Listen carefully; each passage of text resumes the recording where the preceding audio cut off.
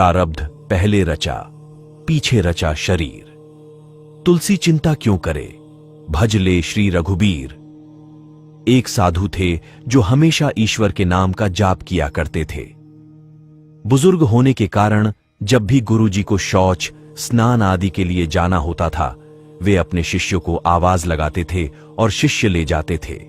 धीरे धीरे कुछ दिन बाद शिष्य 2-3 बार आवाज लगाने के बाद भी कभी आते, कभी और भी देर से आते।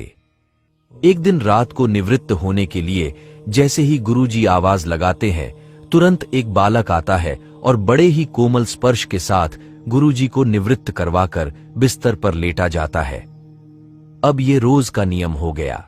एक दिन गुरुजी को शक हो जाता है कि पहले तो शिष्यों को 3-4 बार आवाज लगाने पर भी देर से आते थे, लेकिन ये बालक तो आवाज लगाते ही दूसरे क्षण आ जाता है और बड़े कोमल स्पर्श से सब निवृत्त करवा देता है। एक दिन गुरुजी उस बालक का हाथ पकड़ लेते हैं और पूछते कि सच बता, तू कौन है? मेरे शिष्य तो ऐसे नहीं हैं। बालक के रूप में ईश्वर ने साधु को अपना वास्तविक रूप दिखाया। साधु रोते हुए कहते हैं, हे प्रभु, आप स्वयं मेरे निवृत्ति के कार्य कर रहे हैं। यदि आप मुझसे इतने प्रसन्न हो तो मुझे इस कष्ट से मुक्ति ही दे दो ना। प्रभु कहते हैं, प्रत्येक व्यक्ति को उसके कर्मों के अनुसार जीवन मिलता है और वह अपने कर्मों का फल भोगता रहता है।